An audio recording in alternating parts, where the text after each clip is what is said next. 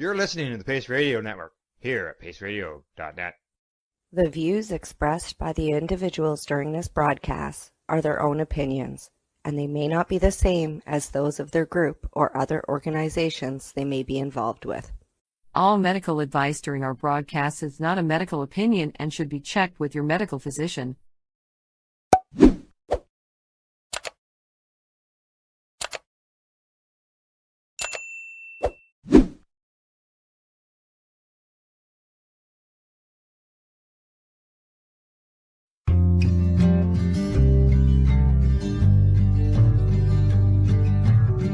Wanna talk about news, don't want the drama. From no pretentious media Madonna. I found me a great ganja mama. Cannabis and coffee with Tamarijuana. Well, good morning, everybody, and welcome to Cannabis and Coffee with me. I think my guest is having some issues. I'm just going to check here. My phone's having some issues. I don't know what the heck's going on with it either. But yeah, I'm going to have to just pop over to another screen here because I am thinking that we're having some issues because I haven't seen her yet. Wrong link. Yep. Hang on. We got the wrong link. Hang on. Oh my goodness. Because Al sent me the wrong link the last time. So I'm going to have to send this to her right now. Because she got the wrong link. She's in the wrong show. There we go. She's just wait. I'm just going to have to wait for a second for her to come in. But so today my guest is Allison Merton. As soon as we can get her. But Alan sent me the link for the Pace show. And then this morning I sent that to her and then it's the wrong. Yeah. Anyways, she'll be with us for quite shortly. But Allison is one of the first cannabis patients in Canada. She fought in the Hitzig case back in, I think it was 1999, 2000. And there was, that was just the name of the plaintiff. There were several other patients that were actually involved, including Debbie Stultz-Giffen and a few other patients. I'm not sure exactly who all the plaintiffs were. But to be clear, since cannabis became legal for medical patients in Canada, we have fought for everything we've ever gotten in a court of law. It wasn't like the Canadian government went, oh, these people need this. They still don't recognize cannabis as medicine via Health Canada. So when you go to the Health Canada website, they don't recognize cannabis as medicine. Isn't that lovely? Well, hello. How are you today? So again, that's always been a catalyst for me. Like being that I use cannabis as a medicine myself, for several different reasons.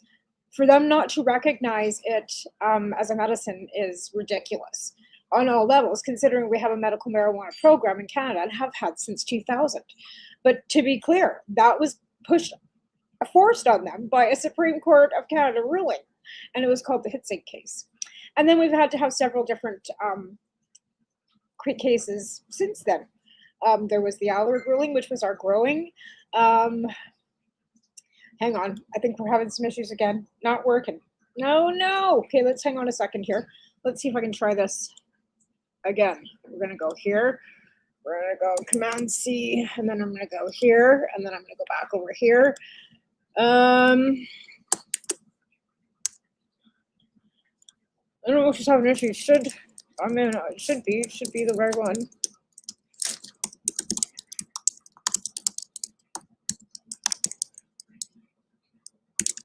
Okay, so she's having issues getting in, but that's okay. Gary will figure it out. Somehow Gary will figure this out. I know he will. Anyway, so we've had, I'm good. Michaela, how are you? We've had to go to court several different times. In fact, I was involved in the Myrna case. So Matt was another cannabis patient living in Toronto and was caught growing plants. And he ended up getting caught and getting busted, and then found a lawyer that was willing to take it all the way to the Supreme Court. Now we lost that case. Oh, and there we have her. Right on. So without further ado, I'm going to bring Allison right in because there's no point talking about her. She can tell her story herself. Right on. Good morning, lovely. How are you today? Hey, I'm fabulous. Thanks to Your some angels your who camera's dropped all by. morning, lovely. How are you today? Your camera's all blurry, hun. I know, honey. I don't know how to fix it. Gary's at work. Oh, that's okay. We will just keep you like the way you are. You can still talk and people can still hear you, so that's fine. Today, folks, this is Allison Martin. Now, you can't see her, but you can hear her. And she has been involved in the cannabis movement long before me. So let's ask you to start from hit city one, and then where we are now with psilocybin, because Allison's been involved with law reform and was a former law enforcement agent at one time. She was involved with law enforcement against prohibition. She's always been a firm believer that all substances should be legalized and regulated. And I'm a firm believer of that myself. I think it takes the commodity out of the drugs, it takes the dealers off the streets, it makes it so it's manufactured, tested, and safe, because we're never going to get rid of drug use, no matter what we do. So, further ado, go ahead. I so agree. So you want to tell people where you...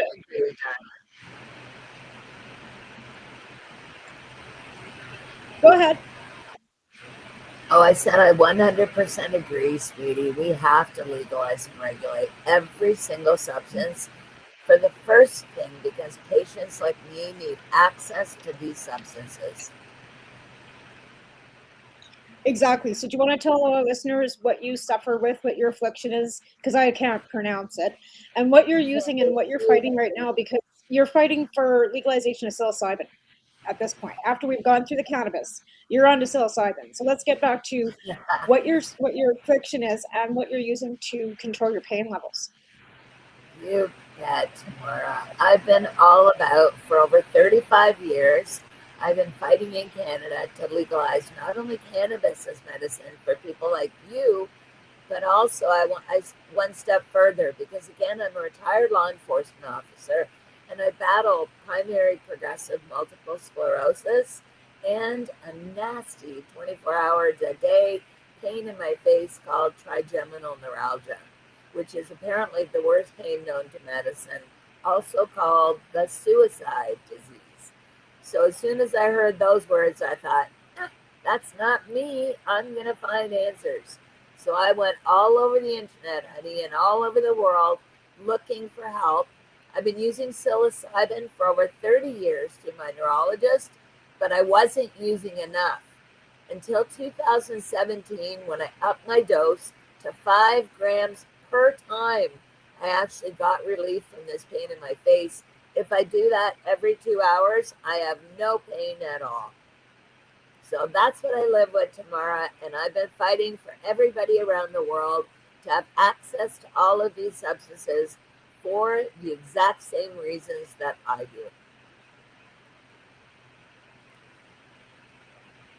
I can't hear you, sweetheart. Yeah, I muted my mic because the dogs are barking. Sorry.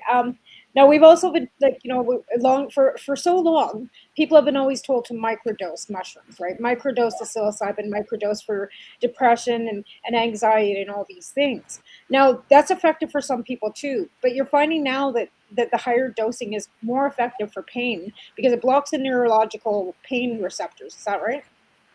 Actually, that's exactly it, Tamara. And there's something that psilocybin or magic mushrooms turn into when you consume them called psilocin. And I'm after this psilocin. I need a really high amount of psilocin, at least 30 milligrams per dose, in order to relieve this pain that I have. Right. So again, we're investigating. I've got people helping me, and we're going to find out, sweetheart, for everybody around the world that has these issues and that consumes these beautiful, incredible natural substances to have a better quality of life. Absolutely. And other cultures have known for decades that plant medicine and plant-based medicine, because let's be fair, most everything that's a pharmaceutical is plant-based to begin with too, because everything had to be naturally found and then chemically compounded to be the drugs that we use today for pharmaceuticals, including opioids, which are poppies, cannabis for pain relief, psilocybins, cocaine, heroin, like heroin, opiates, right? And then they put such a restriction on even cocaine as a medicine because it was so highly addictive, right? Unfortunately. You know what? You bet, honey. Any way you can get and ingest this as medicine, these plants, is medicine, is going to help you. So, and I think people need to understand that because, again, a lot of people don't consume these substances, again, understandably. But I think it's because they're afraid of the effects, Tamara. So I want people to understand that those effects they're there for a reason. They actually make us happy and they make us forget things. That's why cannabis is good for things like PTSD. People don't realize, again, that all of the synergistic effects of the cannabinoids are what's helping. Well, we have cannabinoids receptors in our body for a reason, right? And we all know that women's breast milk, and women's breast milk naturally produces CBDs. Yes. Right? Because our bodies need to have. And unfortunately, Western medicine, and I take pharmaceuticals. Like, I do not stand alone on natural medicine. Unfortunately, it doesn't do everything my body needs. So I'm not here to shame anybody who uses natural medicine or shame anybody who uses pharmaceuticals either, because we all have our own individual needs. And some of us have to use combinations, and some of us can get away with just using natural medicines, and some of us can't. So I want to make that clear too, that we're not here to shame anybody for whatever their doctors or their practitioners have told them to do. And please make sure that you listen to them, right? Because if you don't listen to your doctor, who is a professional, whether you believe that or not, they do go to school for a reason. You know what I'm saying? Like, we need to. You know what, Laura, I have to interrupt because I actually taught my doctors decades ago because they didn't believe that cannabis. Oh, I know that. I absolutely know that. I know that we've had to fight with doctors in Western medicine for decades over cannabis, psilocybin, and everything, because they're so brainwashed to believe that it was a controlled substance, right? And because of the illegal, because it was illegal, there was no room for them to wiggle. Prohibition has done this, hon. 100% it's prohibition. Yeah. Absolutely. We were talking about that last night about Reefer Madness and how ridiculous that movie is now. Yes. Like, if you watch it now in 2026 from what they did in 1920 with that movie, and how ridiculous and how much the propaganda and the lies were so ridiculous, that it's so unbelievable to us now that how could people in the 20s actually believe that? Oh, I know, honey, I know. But it's good for people to see the way they used to think before people like us educated them. Absolutely. Right? Now, HitSig was 1999-2000, right? Actually, I think it was a little bit later, but ultimately, again, you're right. And the HitSig lawsuit was such an important lawsuit here in Canada for patients. And Professor Alan Young, who was my lawyer at the time, wanted just me and him to do it. And I said, no, Alan, because I knew there were other issues that needed to be addressed. We had mental health. We had a patient with mental health issues. We had a patient with hepatitis C, a patient with epilepsy. Me and Debbie Saltzgiven, who both of us deal with multiple sclerosis. We had a number of people on this, involved in the lawsuit. There were 8 of us. And again, if anybody wants details, look up HitSig versus Canada in Wikipedia, because it's all right there. And that was one of many, because like I said at the beginning of the show before you were able to get in here, everything that we've gotten from the Canadian government was fought in a court of law. Yes. They've never given us cannabis anything.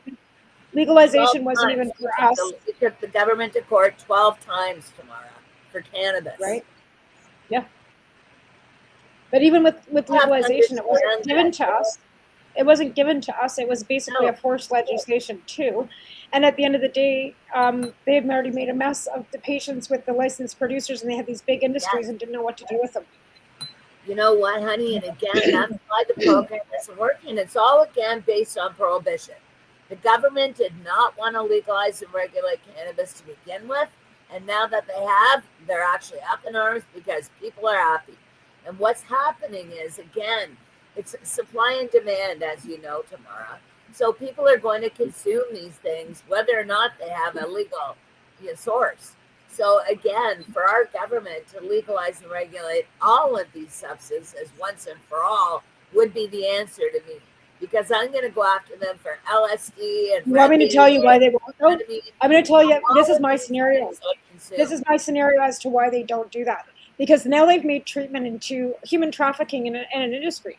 So if they cure everybody from drugs and legalize the drugs, there won't be any access to drugs that make them so sick and die on the streets. So their industry that they've already built with prisons and treatment won't make them any money. And then the cannabis legalization, I have no. It was all about public health and safety, right? That's what they said about cannabis legalization. It's all about public health and safety. Disgusting, Tamara. I'm telling you, I'm still working with the government. I'm actually in the midst of doing things now to approach them with another issue, because again, the cannabis issue is so wrong in Canada. There's so many patients who are suffering and like me, not able to get into the program because they've reduced the limit so much. I heard again, the latest I heard was a few months ago from a doctor that there was, what was the limit? I think they were reducing from 25 grams a day on your license to around 5. And that I've been hearing that a lot too. And another thing we've been hearing too is because the market price on cannabis has come down. 150 grams a day of cannabis in order to feel better and not use my pills.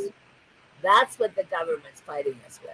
They want. Well, the thing of it is, when I went to get my last licensing, I asked for my 15 grams because that's already what I had prior to get a renewal, right, from one of these places. Yes. And I had to go through get the not the ECMPR because I don't have a ability to grow right now, so there's no point. And they refused to give me my 15 grams a day because they told me it was I wouldn't be able to afford it. And I'm like, how do you know what I can afford and what I can't afford? That's exactly so they cut me back. They cut me back to 7 grams a day, and I'm like, 7 grams a day? Okay, I still can't afford that either. To be fair, there's no way I can even afford 7 grams a day because I don't have a job anymore to begin with either. And it's just has been a struggle but the access. Said, well, all you guys wanted was access. But dignified access doesn't mean going to a legal store where you can only get a 10 milligram package of gummies that don't work for anybody. Well, some people do. Or the fact that it's like at an unaffordable price, you can't have any insurance company cover that unless you're buying it from the mail through the licensed producer, which means you have to have a licensing for. And my doctor told me, why would she give me my license when I could go and buy 30 grams a day? Why would she license me for 15 grams? When I can go buy legally 30 grams a day. So exactly, sweetheart. Exactly. And this is what we're fighting tomorrow, because that's not fair. People like us who consume more than 5 grams a day should be respected. And that's, again, why I have a problem with the government, and I've been fighting them for almost all my life. It doesn't make sense that you or me or anyone else who chooses these substances as medicine has issue. That doesn't make sense. No, it doesn't. And the fact that my thing is too, they got this pharma plan coming out, but they're not going to cover anything but certain drugs, insulin, and this and that. But cannabis is something that patients need too. So why are they not wrapping cannabis into that pharma act? And they've lowered the price. So the market price of cannabis has gone down to $6.50 a gram. Okay, that's good for anybody who's buying it recreationally. But what that does then is make the veterans lose that $2.50 of payback. So if they're paying $8.50 for theirs in the store still, or if they're buying whatever, they're now only going to get reimbursed for $6.50 because everything works on market price and market value. So the veterans feel like they're being attacked, even though they're technically not doing it on, it's not like, they're going off market value so the government can cut back and save money. Okay, I get that. But why are you targeting medical cannabis? Out of all the things you could be looking at all the things that you're paying out for all the benefits, why are you looking to cut back medical cannabis when it's one of the most effective things for post-traumatic stress syndrome? I'm just going to tell you for myself, it's one of the most effective things that I can use. And they're going to cut that back. So why target cannabis? Out of all the other things you could cut back on, why that? But you know what, honey? They're targeting it because it's interrupting the pharmaceutical right. So they feel that they have the right as pharmaceutical companies to do this to patients. We're not in it for for healthcare. We're not taking pills for healthcare. We're taking pills for pain or money care, like dollars, right? It's the dollars in their pocket that they're going to get from all the pills that people like you and me consume. And that's what I'm trying to avoid. If you've noticed, the studies have been out all over the world about how cannabis drops your pill intake tremendously. And I knew that. We just had a great meeting because Al does a lot of the research for the show, for Pace Radio shows on Wednesday night. And they're putting out thousands and thousands of studies a year for the last 10 years. Yeah. But then at the end of every study, more research needs to be done. More research needs to be done. How much more fucking research do you fucking need? The only time they stipulate what's medical and what's not is if you take the cannabis, because then they'll decipher between recreational and medical. But yet they don't recognize cannabis as medicine. But if you go to sell it, they should have fucked you. Unbelievable. We have a lot of educating to do, Tamara, and I personally am not stopping because this is ridiculous. Patients it's 20 years this year. I started in 2006. They need to know exactly what these substances do to people. So whether it be alleviate pain or alleviate, again, your PTSD issues and everything you deal with, people, again, are learning that, Tamara. And we have to keep educating the world. Because, again, there are people out there who have never heard this. Well, I think what's most disturbing is when we break down how much money the government takes in and how much money they're spending on propaganda information and cannabis hitosis and all these things that are, and impaired driving, which we know really isn't a thing. I mean, I'm not saying that there are some people that don't consume cannabis and it really messes them up. Okay, we're all different individuals. Some of us that use it for cannabis don't get the same effects that somebody that only uses it like once a month. Okay, sure. and that's be fair. Somebody that uses it recreationally, that only smokes like once in a while, is going to get way more lit than I am. I smoke, and I have smoked chronically before I was medical, and now that I'm medical, I'm a daily user. Right, it keeps me off of a lot of the other medications that I've got behind my shoulder. So again, with that being said, I can't afford what I need for cannabis medicine because my hydromorphine are only $3 for 90 of them. Exactly. Right? Exactly what they do. So and they'll cover my morphine, but they won't cover my cannabis, right? Because cannabis is still like. I know. I'm in the same boat, Tamara. I don't buy my cannabis, thank God. There are people who help me, but I will tell you again, I understand that's why I can't afford it. And I haven't been able to afford it for decades. So again, I can't afford it either. Done so that people like us aren't left on the out. We're not outliers. I've got benefits through my husband's job, but I've never approached them to pay for my cannabis because, first of all, I don't think they would. And I don't want to cause an alarm for him to end up having problems with his job either, right? So it's something that I've just never approached them for. But I also don't buy through the licensed producers and wait for it in the mail. I just don't. And as it is, when cannabis was, even before it was legalized, my mom and I were the first people in Canada to actually send in forms to the government to say we'd like some money back. And my mom got back $9,000 that year, because of all the receipts I'd written out to vendor and the amount. Because you know what? I didn't know who I was buying it from on the street, but it was medicine. And I was proving that when, again, we got a tax return that year, my mom for $9,000 for the cannabis that she bought me that year. I'll never forget that, Tamara. Yeah. Yeah, and I mean, how many of us were using it prior to legalization? And you can't do it, but now they won't allow that to happen. No. And that's the most. Not unless you're buying from the. Yeah, you have to be buying from the licensed producers, and you have to have a medical licensing, and you have to prove all that with your income tax, right? You do. And I don't have a licensing anymore because, again, like my doctor said, why would I prescribe you 15 grams a day when you can go buy 30? Yeah, shame. Oh my God. And that was my GP here who had signed it. You need your doctor actually to sign that paperwork just so that you can be a legal patient and have the power. That's what I'm doing again. Because literally, I thought about doing that too.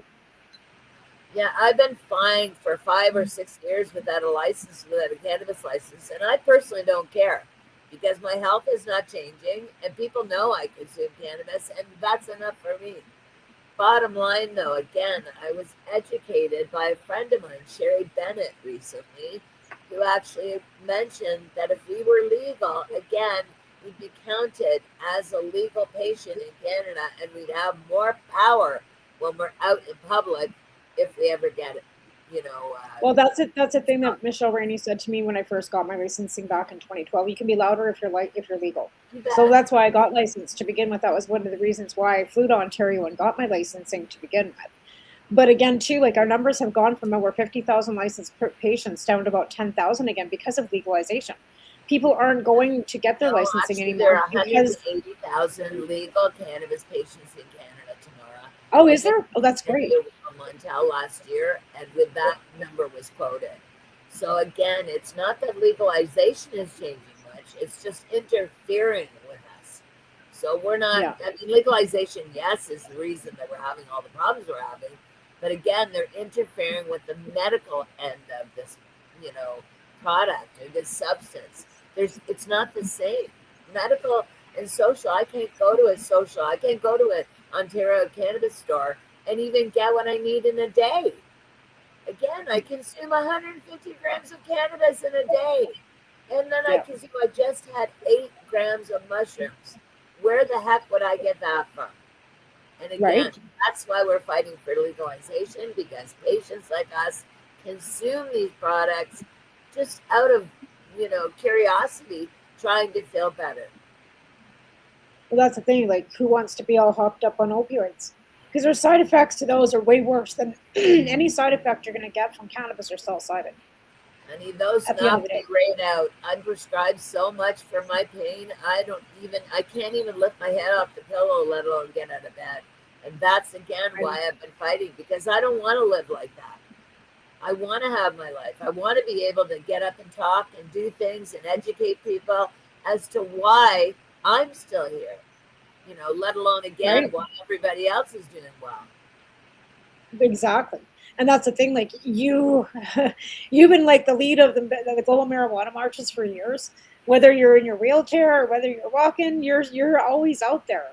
And for you to not be able to have that quality of life because somebody's telling you can't, that's not right either. And it shouldn't be just you by yourself fighting, for all these things. And that's why I keep telling everybody, our fight's not over. We need to get back to our community. We need to reunite ourselves. We need to quit worrying about whether, like COVID really split our community in half too, to be honest.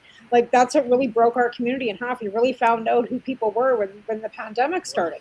So our community kind of split in half because of who uses natural medicine and who doesn't, and the judgment calls. And that's why I said no stigma here, no shade on anybody. You do what you have to do to make sure that you feel better. No, quality of life is first and foremost, and what's right for you is my choice, and my choice is what helps you teach people, right? Exactly. And if we don't keep talking and educating, I found out about a lot of these cannabis included by accident, how much they worked as medicine. I remember when my friend Kevin left a cigarette on my bedside table before I was legal, before I even came out to anybody. We partied all the time. There were a ton of us that hung out for decades. We had tons and tons of friends. So Kevin would come over every day at lunch, or every once a week, whenever he could at lunch from his work, and he'd drop by and he'd hang with me. And this particular day, he left a cannabis cigarette on my table, and I fought him. And I said, no, I am not going to consume cannabis. It's illegal, and I'm not going to lose my job as a law enforcement officer. So I literally threw Kevin out of my house. I honestly can't believe that. Within 10 minutes of me doing that, I felt so bad. I looked at the cigarette on my table, on my bedside table. I smoked half of it. Before I even knew what was going on, I was making the bed and singing to the song on the radio. And that literally changed my life. The next day, I went to my doctor and I said, I found my medicine. It is cannabis. And that, my darling, was 1994. Right. Exactly. And I can't believe it took me that long, Tamara. I really can't believe it took me that long. I smoked cannabis when I was young, but I just never smoked enough. And this particular friend of mine, Kevin, would see at every party how I'd just literally be sitting there not doing anything until I had cannabis. And every party he would throw an ounce of cannabis in my lap and say, get up and dance. And I would literally, we'd roll it away. I'd be smoking all night and I would not be able to sit down. I had so much energy. And before that, again, I couldn't walk. I lost the ability to walk. In 1992, I couldn't walk at all. Oh so my. that's what people do. And that's what my friends Kevin and Mike, all these people who helped me, I love them so much, Tamara. And John, they all keep me going and have for decades. Right? So, we have to take a quick break right now and thank we have to take a quick break and thank all our sponsors. So we'll take a quick commercial break and come back. Unfortunately, we won't be able to talk behind the scenes. I didn't get a chance to tell you that, but we'll pop out of here and we'll be back after a quick commercial break. And then I want to talk to you a little bit more about the psilocybin fight and law enforcement against prohibition and why you are so adamant about legalizing all substances. Awesome. Thanks, Anne. Okay. We'll be right back after a quick commercial break. You're listening to the Pace Radio Network here at paceradio.net. Campbellford Lifestyle Shop, open Monday to Friday from 10 till 7 p.m. or by chance. Check out our flags, our t-shirts, plus our hats, and look of that supply of rolling papers, plus much more. We've got bongs and your favorite herbal vaporizers. Look at all the incense we have, as well as for those who collect knives, check out these knives in our collection. And while you're here, stop in to see Shay at the piercing room, where you can get poked by Shay. Daily deals, check them out. Campbellford Lifestyle Shop, 17 Bridge Street West, Campbellford, Ontario.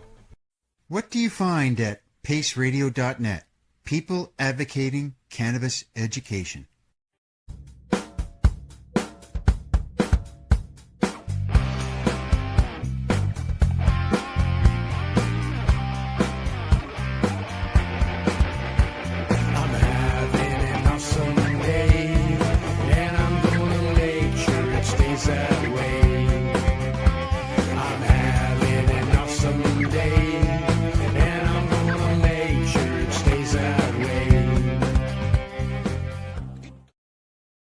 Limestone City Hydroponics is Kingston, Ontario's hydroponics shop. Take your growing to the next level and create the optimal environment with a tent kit, or maximize your yield with an ebb and flow flood table kit. Either way, Limestone City Hydroponics has more sizes and options to fit your needs. Are you looking for the power of the sun that adapts to your budget? Then look no further, as they have professional grow lighting. They have indoor grow systems that are easy and cost effective, with many options to fit your living space and lifestyle. Cultivate your growing potential. We have everything you need to succeed. And if you can't make it to the store, they offer local delivery to the greater Kingston area. Remember, when you're looking for experts to help you grow, then look no further than the locally owned Limestone City Hydroponics, 105 Sunderland Drive in Kingston, Ontario. Call them at 613-548-0420. Re-rolled Saturdays. Check it out. Nothing but non-stop cannabis and psychedelic programming. Find it at 420pace.ca. You're listening to the Pace Radio Network here at paceradio.net. All right, we're back after that break from our great sponsors. I'd like to say thank you to them again, because without them and you, our listeners, we wouldn't have shows. So we're back with Allison Nerd. Now, Allison has been, like we've been talking about, a long-time advocate, but you've been working on a project with psilocybin for the last 4 or 5 years now, I think, within the legal system, right? And attempting to get a psilocybin section 50, is it a 56 with the psilocybin, or is it 1-141? Actually, I'm hoping now just to become legal in any way, because everything my lawyers have submitted over the last few years, my lawyer Paul Lewin, and with the help of people like Nicholas Pope, human rights lawyer from Ottawa, Ontario, Canada. Paul Lewin is... Okay, you got to speak, hon, we can't hear you. You're going to have to speak into your mic a little. We can't hear you, sorry. I was just saying that Paul Lewin actually is doing quite a bit to help me. And we've had a human rights attorney from Ottawa, Nicholas Pope, join our team just recently in the last couple of years. And we've been fighting for human right for people that need this as medicine, need psilocybin as medicine. I wanted to tell you, Tamara, I just won a big case, as you might know. I was actually arrested in May at a bar. I was out at a local establishment, pardon me, here in Burlington, Ontario, Canada, where I live with my partner, Gary Lynch. And I had my psilocybin tea in my little carry-on bag with me. I had 4 bottles and literally sat down at the table. Everybody in the bar knew that I brought my own medicine, and then I drank magic mushroom tea. All the people who worked there, everybody, the owners were friends of ours for many years. Ultimately, again, Gary and I went to order a drink, and the bartender came up to our table and asked us again what we would like, and right away pointed to my bottle and asked what was in it. And I told her my medicine, my magic mushroom tea. And within 15 minutes, she called the police and had me and Gary escorted out of the bar and refused to serve us. She had refused to serve us before that.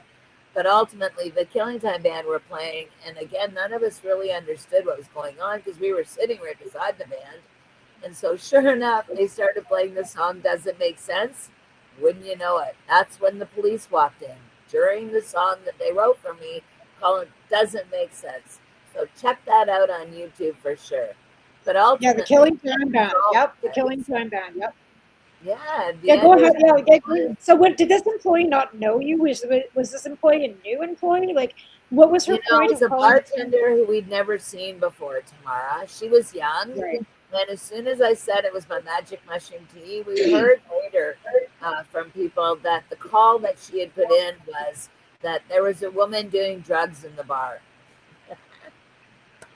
So ultimately, again, we ended up, Paul didn't like that at all, Paul Lewin, especially because it was our anniversary, Gary's and my anniversary, 37 years together. And ultimately, again, Paul went to town and went at it. He submitted a huge lawsuit to the Burlington courts, basically saying that we were fighting it, and him as a constitutional lawyer was asking, why again was there an issue when they knew exactly what was in my bottle and had for years? So, and ultimately, Nicholas Pope, the human rights lawyer from Ottawa that offered to help, Nicholas Pope offered to call into the courts and be a witness for me, saying how much psilocybin helps people in this position. And again, within probably 2 days of all of that being submitted to the courts, I got a call from Paul Lewin. The charges were dropped. Right. Right. But they dropped them because they don't want you fighting them. Because they know damn well that you'll win the case, and then it becomes a constitutional issue for the government. That's exactly why they dropped it. You bet. But we want the world to know. So I've been posting it everywhere because it's a precedent-setting case. If patients, again, are anywhere in Canada and have their medicine with them, they have a fight like me. So again, keep that in mind. Everybody who's watching, you have the same rights that we have. Absolutely. A Section 56 allows you to use medicine for your own health, for yourself. And that was what they based Section 56 though, Tamara. No, but I mean, that's what a Section 56 originally meant before we became court ruled into these programs that we have. Yes. That's a charter that stands in our fucking Charter of Rights and Freedom. The government denied me, though.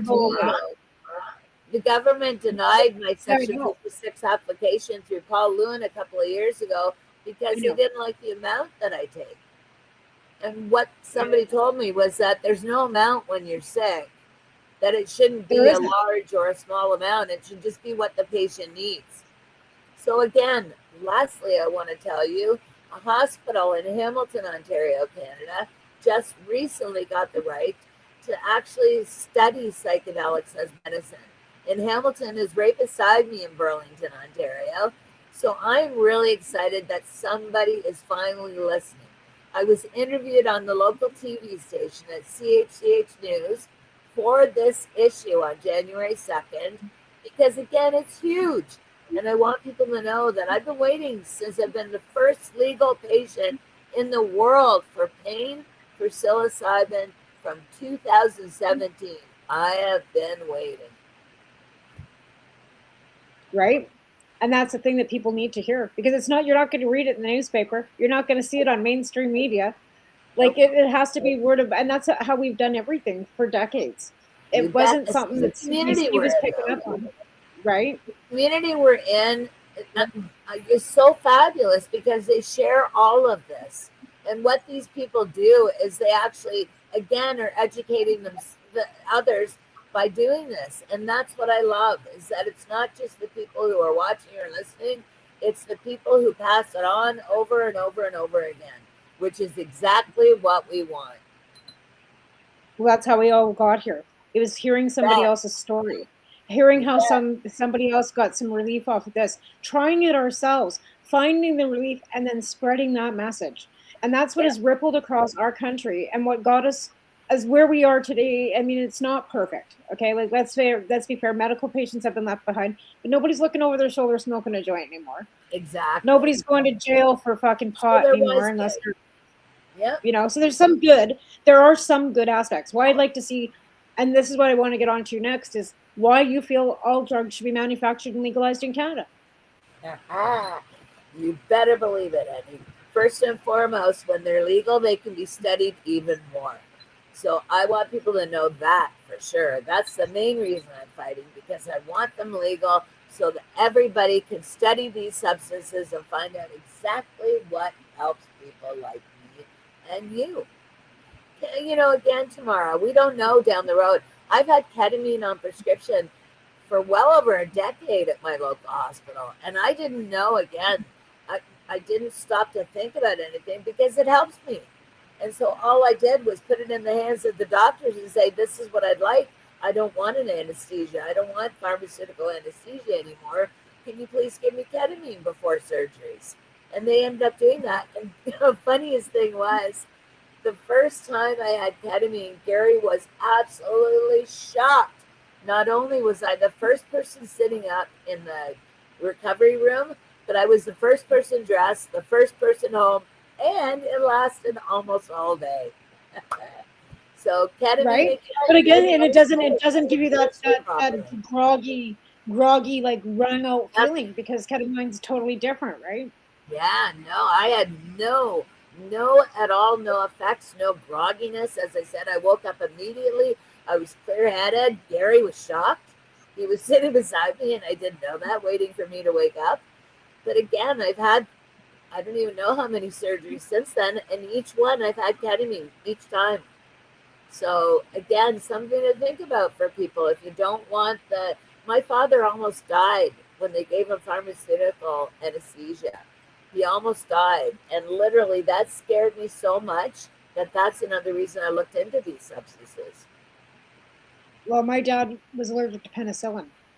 Wow. And this last bout before he passed away in June, trying to find something that would kill off the infection, because they couldn't even use like regular, you know what I mean? So it was shutting his kidney and stuff out. My dad has always been allergic to penicillin.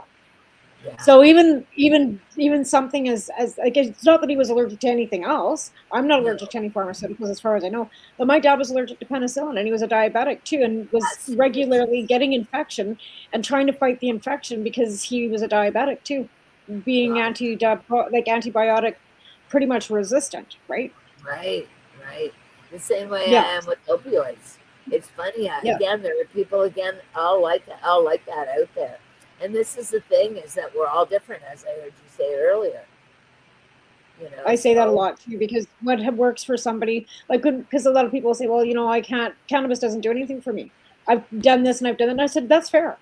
Like, I understand, because you know what? I take hydromorphine, and it doesn't do anything for my pain.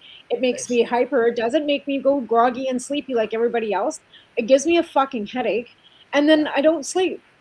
So it's doing the opposite effect for me than it does what it's supposed to do. Like everybody else that takes hydromorphine or morphine usually gets drowsy, sleepy, grog. Like, you know, not me. I'm up fucking doing dishes at 3 o'clock in the fucking morning if I take it. Right? Like serious, and I told my doctor that. Like everything that works, like for anybody else, it's like the counteract because I'm attention deficit too. So it seems like pharmaceuticals counteract on me. Now it's like sativa and indica. I use indica all day because I smoke sativa. I'm sleeping. Yeah, really? Wow. Yeah. Wow. And I have and psilocybin. I don't do well on it. I've tried it in microdosing. I've tried it in others, and I don't do well on it. I get actually physically sick. I throw up. So it's not like because believe me, before I went and tapped and then had to take any of this other fucking garbage behind my shoulder, I tried everything. Turmeric caps, this cap, that cap, shove it in this hole, up that hole. You know what I mean? Like, in every orifice it could go, it was going, and nothing effectively was doing enough to get me out of bed because I was so seized up from inflammation from the rheumatoid, right? Because it's an autoimmune. I've got overactive immune disease. So my red cells eat the white cells, what causes my body's basically eating itself when I'm like seized up and I can't even move. So I had, unfortunately, to go to the fucking and started with prednisone, and then they weaned me off that. Now I take methotrexate, but it's still toxic as fuck. You know, I'm moving. We can't. There's no way we can get away from some of the pharmaceuticals tomorrow. I still take probably 7 or 8 different types of pharmaceuticals. But yeah, I mean, I wish I could keep them down. I don't want to take as many, and I don't want to. So that's what cannabis has helped with, you know. And again, with psilocybin, I don't need these pills called what are they called? Is it Toradol? Ketorolac is what do you call it? Off version. I can't think of the name I'm trying to think of. But anyway, Ketorolac, I don't need to take that. And one of the things with Ketorolac is if you take it, you can't take it for more than 5 days in a row. Or A, your liver won't make it. Or B, you will do some serious damage to your body. So those are the sorts of things that psilocybin helps me not take. That's why I would rather have psilocybin. And again, it takes away all of that medication. So, you know, I still take, like you, hydromorphone regularly, every day, 4 times a day at least. Well, I don't take it every day. Oh, no. I only take the pain meds when I'm flaring. Like, I only have to take folic acids every day because of the depletion from the methotrexate. I only take the methotrexate once a week. But if I'm taking my methotrexate regularly, it usually keeps me so my inflammations are down because it's immune suppressing, right? So I have no immunity. Good. But again, like, that's the downside. But when I'm flaring, I've got gabapentin, I've got hydromorphine, when I take attention deficit, I take Ritalin every day. That's for my attention deficit though.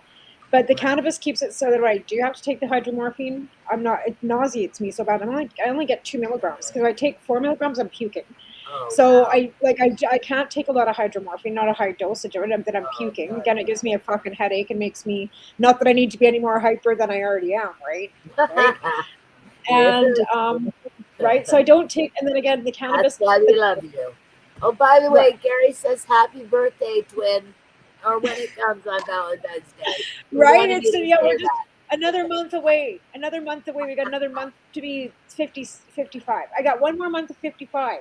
Woo-hoo. And then woohoo, right? Yes, Gary is my twin. Only and it's funny because when we met each other, like Gary's like 6'5". How tall? 6'4". And I'm 4'9". So you got like. He loves that. He thinks you're a little. Holy honey, you're a little bullet the way you work. And that's the thing. Like I've been so blessed with this cannabis community over the years. Like I said, this is going on my 20th year. We started Southern Alberta Cannabis Club in June of 2006, right? So this is my 20th year. And I met you guys in Ottawa in 2012, I think it was. I believe it was 2012. But I met you like before online and stuff prior to that. Yes. And I think when I made my first trip out to Ottawa, but the protest on Parliament Hill 2012, I got to meet you in person. So I've been able to do some trips. I took all those pictures in the parliamentary press getting ready to speak. Right on. Because we had a press conference and we were all in the green room with Russ and Christine. Yeah, exactly. But that was 2012. So again, like I had the privilege of meeting so many great people from coast to coast to coast because of cannabis. Yeah. because of the fact that we all were fighting for the same thing. And whether we were politically aligned or not, we were all aligned on cannabis and people needing their medicine and people needing their licensing in a timely manner and all this 10-week weeding and all this bullshit, 35 fucking papers. So we've gotten down to 11 papers, right? 35 to 11. They did do, you know, but how many times we had that program change? MMAR, MMPR, ACMPR. Like, oh my God, like, and that's just from the time that I started this. You know, again, honey, they just have to fix the program. I really don't care what it's called. I just want patients to actually be able to A, afford it, and B, get what they need appropriately. And be able to not be cut back because somebody somewhere said, well, we're only going to pay for 5 grams, so the limit on the because that's what this all boils down to. This boils down to how much the government is willing to pay the veterans for their medicine. So this all boils down to, and I'm not shading the vets at all. They deserve everything they get, plus 10 times more. I wish that they didn't have a cap on their cannabis. But another thing that bothers me, though, is that they were given DIN numbers so they could be covered. Why can't they do that for everybody then? Why can't we all be on the same I didn't know that. playing field? Unbelievable. Shocking. That's how they get they have a DIN number. Because that was always their excuse as to why they couldn't cover this and why they couldn't cover that. Because there was no patent. There was no DIN number. Oh. Wow. You know what, though? If there's a DIN number on it tomorrow, they've changed that product a bit. They changed that substance. Because there's no way they can get a DIN number without changing at least one of those cannabinoids. Well, no, but they also have to go through the license. They also have to go through the licensed producers. They also have to wait for their stuff in the mail. They don't get to just use the, you know, they can't. And I'm not sure because I know before, I've been trying to get one of my veteran friends to come on the show. But he's kind of leery to talk about it in public, I think, because I'm not sure they're able, like, to really, like, tell. Yeah, I bet. I wouldn't doubt it. You know what I'm saying? Because there's been some little leeriness there on, like, answering the questions that I've asked. And I'm not getting always direct answers, even just between me and this person. So I don't know if they have to sign maybe something to say that they... You know what? I wonder if the government's involved if they don't have an NDA. Well, they are because they're under Veterans Affairs, right? These are prior military. They're under veterans benefits, right? They're all then still technically property of the government, right? Because once you become a soldier, then you become the ward of the government too, right? People don't realize that. Once you're a soldier, you sign your rights away to be a civilian. You're no longer a civilian. Now, once you retire, you're then signed off as a civilian. But if you're being covered by Veterans Affairs and Veterans Benefits, I'm not really sure what you're, like, I don't know. I'm not a veteran myself. Sure, I haven't heard. I have family who are veterans, so, and not that old. These are questions. These are questions we should be asking. Like, these are questions, and again, I don't know if we can answer them, right? You know what? I don't know any of them well enough to ask these very personal questions either, because a lot of these questions are about their health and their privacy, and I don't have. It's not my business to ask them. Like, you know, it's kind of like that. You know what, Tamara? It's up to people whether or not they say. They actually, you know, give you that information, because they can always say, no, I'm sorry, you know, can we talk about something else, or not, you know, not something I agree with, or whatever. My point is, if they want to be anonymous in their way, they can even do what I'm doing. Look at my screen right now. It's just not even there. You know you can blur your screen out, and then nobody has to see your face. Not that you're blurring your screen out because you want to hide your face. I know why you're blurring your screen out. You're feeling bad. I get it. You know what? We're patient. And we're patients, and if we want to fucking do a show from our bed and not get dressed, we can do that. And if we want to, you know, because that's what we deal with on a daily. All of us that are on here, I hate the word patient, but people that use cannabis as medicine, because patients to me reminds me of somebody in a hospital bed. And I've always had a thing about that. We're not tied to an IV. We're wanting quality of life. We don't want to be that person in the hospital bed. Why we use cannabis, right? Yep. Beautiful. And again, sorry, Tamara. I was going to say, go ahead. Well, I feel the same way. But I'm not disabled. I just have a different ability of doing things. So I'm differently abled. I'm not disabled. And that's what people, again, need to understand. We, again, want to live. We have quality of life. We do things, right? And again, I'm all dressed and I look better than ever. It's a shame you can't see me. I bet you do. You always look beautiful, no matter what. No, but I am all But again, like I said, judgmental. with the stigma that goes along with disability or people with other abilities, right? People that don't have the abilities that some other people do because of whatever they have. But we live with such stigma. We live with no True. quality of life. We live in financial abuse. We're either financially abused by our government because we either can't get PWD or AISH or anything like that in disability. And if you can, it's not even enough to live on. When you're paying $2,000 a month for a rental and you're getting $1,700 a month for disability, that doesn't really work. Exactly, Annie. And I don't know why people that work think that they're why people that are not. I don't know why people that work have this almost like a stink on their face when it comes to anybody with the Sorry, I non-ability. can't hear you, honey. I said it's funny how people that have the ability to work look their nose down at people that don't, right? That can't work. And then they all make it a big deal that, oh my God, that person doesn't get to live. They get a free check from the government. How many times do you hear that? Free checks from the government? No, it's free checks from our neighbors. Our neighbors at work, because you're supposed to work to help the government. You're right. But again, it goes back to the community, Tamara, because even with working, there are different things we can do, and you can make money under the table helping people. You know, I can't tell you how many times I've done that with people who've helped me. You know, just here you go. That's a little bit for your time or whatever the case may be. And it may not be much. But the point is, it makes us feel like actual real people because then we can do that, right? So again, always look at your community.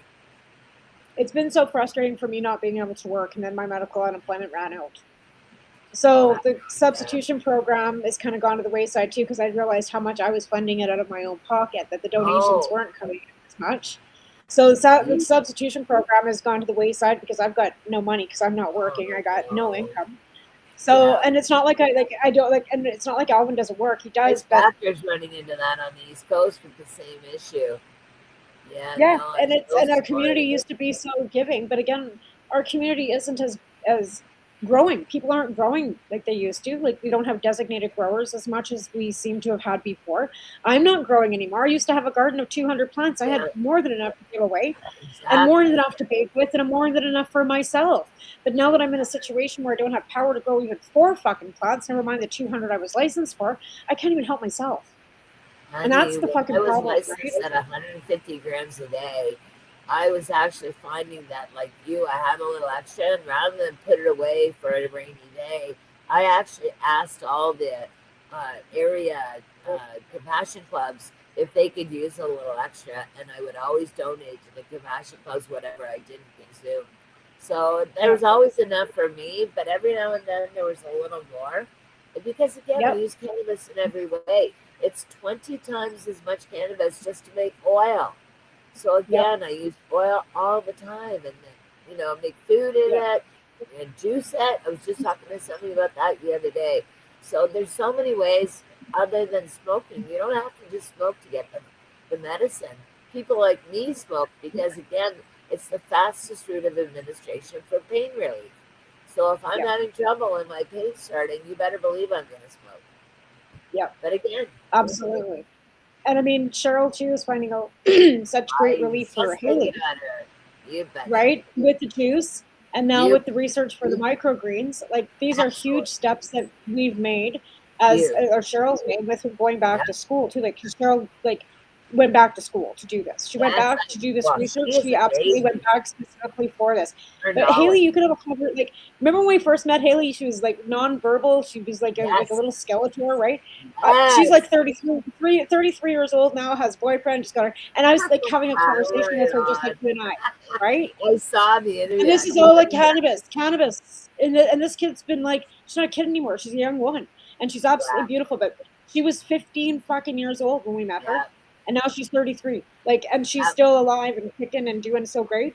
I haven't kept up on Liam McKnight, but I know I seen another fellow on TikTok with a little man with Davenport, and I tagged Mandy McKnight for this fellow because he's speaking of Liam, good, right? So again, there's so many other children out there. Sophie in Nova Scotia. He was 5 when he got a license here in Ontario for cannabis, and Liam suffers from Dravet syndrome, which is a type of epilepsy. So Yeah. yeah, actually, oh, Mandy, I adore you, darling. Kiss the family Right. if you're watching, Mandy. Right. And again, too, we've got the Joneses out in Nova Scotia with Sophie, who she's in a wheelchair. She's got, I can't pronounce it, so I'm not even going to attempt. But she had scoliosis. They had her spinal surgery done. And all through that, the kid came out of there with flying colors. And due to her CBD and her mother fighting so hard for her to be able to get access to that. So do the Joneses, too. Mwah.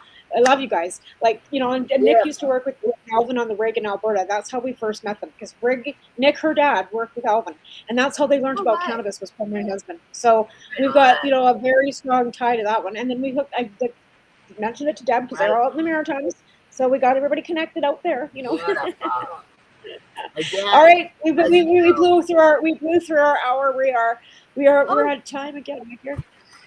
It goes by so quick. Thank you. I know. Thank you so much for coming on. I love you. I'm a big fluffy guy. I love you so much, too. Like I said, this is going on almost, I would say, I've known you, I met you in 2012, but I actually met you in 2006. So this is our 20th year, too, lady. You're a firecracker. All right, well, again, thanks to our sponsors, and thanks to Al, our producer. And Al, our producer, and thanks to Allison. And thanks, we had more watchers today than I've ever had before. Our numbers are up and down all through it. So let's keep it going, guys, and thanks for watching. I'll see you actually Wednesday night on the Pace Radio Show, which is at 8 p.m. Eastern Standard Time, 6 p.m. Mountain Standard Time. And that's a wrap for today. Love you. Bye, Annie. Take care, everybody. I love you. You're listening to the Pace Radio Network here at paceradio.net. The opinions of the individuals during this broadcast are their own, and may not be the opinions of their group or other organizations they may be involved with. All medical advice during our broadcast is not a medical opinion and should be checked with your medical physician. Enjoy the buzz of legalization with Campbellford Lifestyle Shop. From lights to plant nutrients, books, consumption accessories, and more, we've got all your basics to grow or consume cannabis. Visit our info center or take a look at our piercing services and body jewelry, now available in-store through Campbellford Lifestyle Shop, 17 Bridge Street West, Campbellford. Limestone City Hydroponics is Kingston, Ontario's hydroponics shop. Take your growing to the next level and create the optimal environment with a tent kit, or maximize your yield with an ebb and flow flood table kit. Either way, Limestone City Hydroponics has more sizes and options to fit your needs. Are you looking for the power of the sun that adapts to your budget? Then look no further, as they have professional grow lighting. They have indoor grow systems that are easy and cost effective, with many options to fit your living space and lifestyle. Cultivate your growing potential. We have everything you need to succeed. And if you can't make it to the store, they offer local delivery to the greater Kingston area. Remember, when you're looking for experts to help you grow, then look no further than the locally owned Limestone City Hydroponics, 105 Sunderland Drive in Kingston, Ontario. Call them at 613-548-0420. We are people advocating cannabis education here at paceradio.net.